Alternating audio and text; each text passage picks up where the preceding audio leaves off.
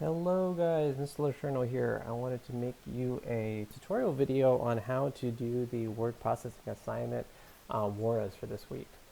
So let's take a look at the instructions at the bottom. First off, it's asking us to put this in MLA format. So this is really important. We've been doing this for a few weeks now, so hopefully it's all reviewed. We can go through this fast. So what I probably want to do is go ahead and select all. So I'm going to do Control A. Well, actually, I've got to make sure my cursor's on here. To select, I'm going to do Control A, and that's going to select all the text. So I'm going to go ahead and change my font to either Times New Roman or Courier New. And again, mine are over here because I've used them recently.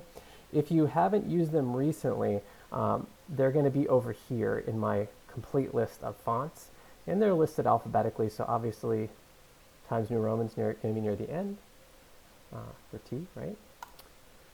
I'll click on that, and then my font size is super small. I want to make this to 12. Okay, so I've got my font, Times New Roman or Courier. I've changed my size to 12. Now I want a double space. So I'm going to go over here to my line spacing button. I'm going to click on it, and then change this to double. Now the thing that you might run into is, let's say I'm not full screen. Let's say I am using a window that's smaller than my whole desktop. You'll think that your line spacing button has disappeared, that it's been deleted. There's just not enough space for it. It's still there. They just don't have enough room to show them all, so you'll have this more button right here. That's 3 dots. So I can click on this, and then you'll see the line spacing buttons right there, and I can change it to double. Okay. All right. Now, next up, we'll go back to full screen. My margins are all off. See, there's like no margins on this. And again, I do not want to click and drag these. Okay, never do that. It always leads to things that are not good. So instead, I want to do it the right way. So I'm going to click on File. I'm going to go down to Page Setup down here. And I want to change all of these values to 1. So just my top margin was 1 inch right now. So I have to fix all the rest of them. Okay, bottom, left, and right, all 1. Press OK, and then boom, we've got margins now. Okay. Still got a couple more things for MLA though. Look at our title. This is not center align, so I want to triple click it. 1, 2, 3. And I want to center align this. So I can either do the keyboard shortcut, which is Control-Shift-E, or I could use the button up here. Okay? And again, that was Control and Shift and the E button. Okay? Next up, I want to add my header over here and a heading. So I'll do the header first. I'm going to go to Insert. Go down to Headers and Footers, click on Header. I'm left aligned though, I want to be right aligned, so I can use the button or I can do the shortcut, Control-Shift-R. And I'm going to type in my last name. Oh, but did you see that? We are still in Arial and size 12. So when we select it all, it selects all the text for the document except for the header. So I want to go ahead and select this. 1, 2, 3, triple clicked it.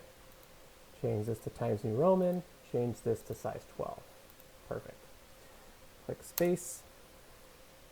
I'm going to go to Insert. Go down to Page Numbers.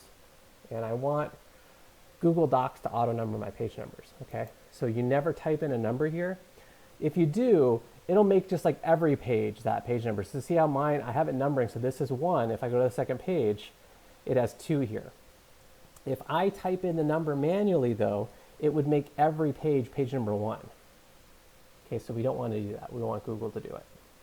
Okay, now I want to make sure I click off of my header because I don't want to do my heading in the header section. This time we don't have a space for it. Okay, so I have to make one. So I put my cursor right up here at the top by the title and I press enter once. Okay, now I have a space, but it's center aligned, so I want it left aligned. So I either have to do Control-Shift-L, the keyboard shortcut, or I could press the button up here. And I'm going to put first name and last name. So put your first and last name. Please don't copy that. The rest you can copy, though. You're going to put my name, Mr. Letourneau. You're going to put the class name, Business Tech, and then put your period. Whether that's period 3 or period 4, obviously put that. And then we're going to put the due date. So the due date for this is going to be the 19th on Friday. So we're going to put 19 February 2021. Now notice the order of this. This is an MLA thing where we're going to go day, month, year, and the month has to be the word. Okay, so make sure it's in this format. So you are correct. Okay, so whew, that was a lot. So that was only number one. Don't worry though, the rest of these directions are much faster. So next up it says right click on the yellow highlighted words and choose Explore. That's Control Alt Shift and I. Okay, and then I'm going to click the image tab. So if you notice on the first page there's 3 highlighted words. So let me go to the first one.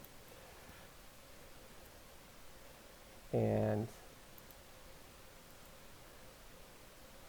I want to do Control Alt Shift and I. I left out the Alt there. So that's a lot.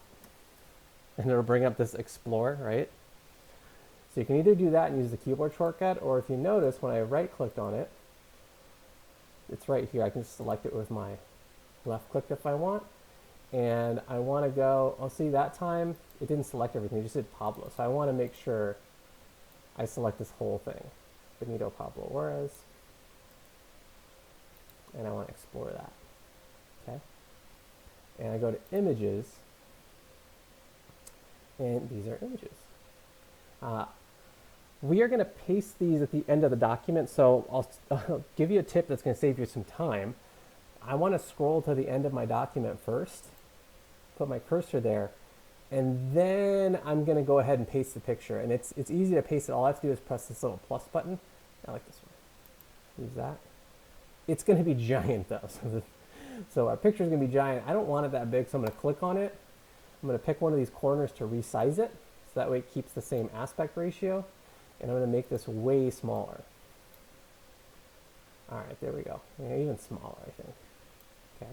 And then one tip, you don't have to put the pictures in a certain way, but I like to have them kind of side by side, like horizontally. You could put them vertically, like up and down if you want, but I'm going to put mine in side by side horizontally. So I'm going to change. If you remember back last week when we did the pizza assignment, we changed inline to break text. I'm going to actually change this to the middle option, wrap text. Okay. So let me go ahead and get the rest of my pictures here. I'll go ahead and select Mexico, explore that. I'm going to grab a picture of the flag, I think. Oh, you know what? I didn't move my cursor. That's okay, I can undo it. So I can do Control Z. And I want to move my cursor right over here. And there we go. Again, my picture is going to be huge. So I'm going to resize it from the corner so I don't change the aspect of that picture. There we go. And now one more. I'm going to explore that. And again, move my cursor. Oh, let me change this one so I want it wrap text so I can have them side by side. That way I can put my cursor here. And again, if you want to put your pictures vertically, like stacked on top of each other, that is fine too. I'm going to go ahead and add it. Again, no worries, giant picture, this happened before. I'm going to have to resize this guy. There we go. Oh, that's fine. All right. So we've done all of these directions so far. So what we have left is, it says right click on the underlined bold words and define, okay? Or Control Shift Y for the shortcut, right? Don't worry, we're almost done. Once we do that, we'll look at the definition. After the definition, it's going to give us synonyms. So synonyms are words that mean almost nearly the same as a word. So we're going to choose one of those to copy and paste in place of the original word. Okay, and you can leave the bold and underline. Okay, so let's go ahead and do this. I'm going to go back up and let's close this out. So see how there's all of these bolded and underlined words. So I'm not going to go through each one of them. I'll just do maybe like 2 of them to give you an idea, but you have to go through all these. I know it's a lot, but they don't take that long. I'll kind of show you. So I'm going to go ahead and select this. I can define it. So I can use the keyboard shortcut if I want, Control Shift Y, or I can just choose it from this menu. It's going to give me the definition. So this is common with all dictionaries, but a lot of words have multiple meanings, right? Some of them are pretty similar, but some of them can be quite different. The one that's number 1 is usually going to be the most common definition, the most commonly used, right? So here's definition. At the end of the definition, we have some synonyms. Now, you want to make sure and read the sentence to make sure that the synonym you're using makes sense in the context, like it makes sense in that sentence. So the life of Benito Pablo Juarez is the story of a poor boy who rose to become, so poor boy, I'm going to say impoverished. I think that works pretty well. So I'm going to click on it, so that way I can, at least if you missed that, I just double clicked on it, because I want to Control-C copy it. I'm going to go back to my document over here, and I can either just double click on it, or I can click and drag. I kind of like click and drag, because that way I don't have this, if you double click on it, it's going to take out this space right here. I'm going to have to fix that later, which I don't like doing. And I'm going to do Control-V to paste it. Boom. Okay, and I'm just going to leave it bolded and underlined. So the life of Benito Pablo Juarez is the story of an impoverished boy who rose to become a great leader. So I'm going to do the same thing here. I'm going to go to great, and I'm going to click define on it. And so I got my definition here, the number 1, right? And then I've got some synonyms, right? So great leader, so considerable leader, substantial leader, pronounced leader. Ooh, I like this one, exceptional leader. Really good. Okay. So double click on it, Control-C copy, go back here, Control-V paste. There we go. So I have to do that for all of the bolded underlined words. But if you notice, it took a little bit longer because I was explaining it. But if I wasn't explaining it, I would be doing those super fast. So even though there's a lot of them, you can get through it pretty quickly. And then so once you're done with all of these other bolded and underlined words, check to make sure everything's correct on it. If yours looks like mine, right, you're probably good. You can delete all the instructions and then go ahead and turn it in. Okay, apologies, this is a longer video than I like to make them usually, but I hope this made sense. If you have any questions or anything, make sure to email me and I will get back to you guys, but hopefully this is great and you can get it done, turn it in. All right, later guys.